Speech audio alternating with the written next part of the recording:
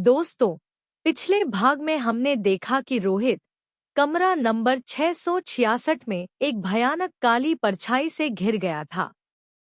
उसका गला किसी अदृश्य बर्फीले हाथ की गिरफ्त में था। क्या वह उस रात बच पाएगा? आइए जानते हैं आगे की खौफनाक दास्तान। जैसे ही उस अदृश्य हाथ ने रोहित का गला दबाया, उसे लगा कि उसकी सांसें हमेशा के लिए रुक जाएंगी। उसने पूरी ताकत लगाई और उस हाथ को हटाने की कोशिश की, लेकिन कोई फायदा नहीं हुआ। परछाई और गहरी होती जा रही थी, जैसे कोई उसके अस्तित्व को निगल रहा हो। अचानक एक तेज चीख की आवाज कमरे में गूंज उठी। यह चीख इतनी भयावह थी कि रोहित के कान फट गए। वह चीख कहीं और से नहीं, बल्कि ठीक उसके अंदर से आ रही थी, जैसे कोई उसके शरीर में घुसने की कोशिश कर रहा हो। रोहित ने अपनी आंखें बंद कर ली और पूरी ताकत से भगवान कहा। जैसे ही उसने यह शब्द कहा, हाथ की पकड़ ढीली हो गई। परछाई क्षण भर के लिए कांपी और फिर गायब हो गई। रोहित खांसते हुए बिस्तर से गिर पड़ा। उसका गला बुरी तरह लाल था, सांस लेने में तकलीफ हो रही थी।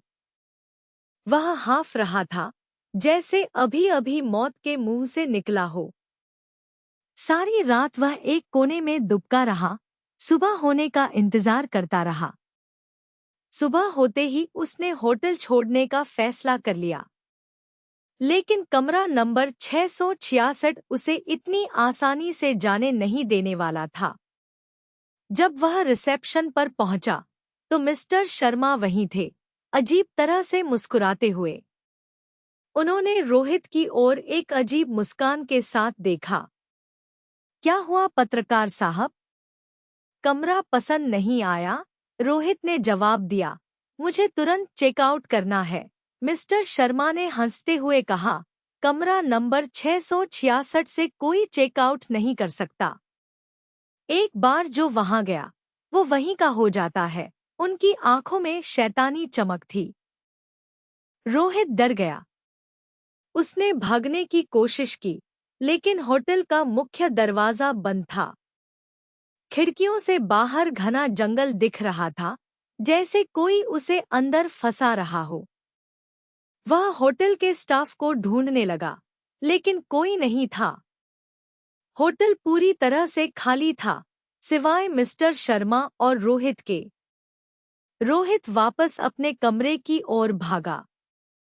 वह जानना चाहता था कि इस कमरे का रहस्य क्या है, क्यों उसे रोका जा रहा है। उसने कमरे की जांच शुरू की। दीवारों पर कुछ अजीबोगरीब नक्काशियां थीं, जिन्हें पहले उसने ध्यान से नहीं देखा था। वे किसी प्राचीन भाषा में लिखी हुई लग रही थी, जैसे कोई शापित संदेश। बिस्तर के नीचे उसे एक पुरानी डायरी मिली, धूल से सनी हुई, जैसे दशकों से वहीं पड़ी हो। डायरी के पन्ने पीले पड़ चुके थे, कुछ तो गल भी गए थे।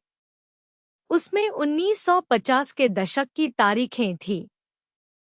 डायरी एक औरत की थी, जिसका नाम सारा था।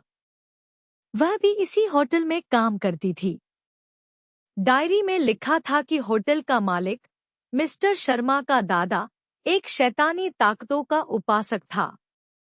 वह कमरा नंबर 666 में अनुष्ठान करता था और लोगों की बलि देता था। आखिरी कुछ पन्ने खून से सने थे। उनमें लिखा था, उसने मुझे फंसा लिया है। मैं कमरा 666 से कभी बाहर नहीं निकल पाऊंगी। मैं भी एक परछाई बन चुकी हूं। अचानक डायरी रोहित के हाथ से छूट गई। कमरे में फिर से ठंडक छा गई। दीवार पर वही काली परछाई फिर से नाचने लगी। इस बार वह अकेली नहीं थी। उसके साथ और भी कई डरावनी आकृतियां थीं, धुंधली और क्रोधित। वे सभी रोहित की तरफ बढ़ रही थी। उनकी आंखों में भयानक गुस्सा था, जैसे कोई प्रतिशोध लेना चाहता हो।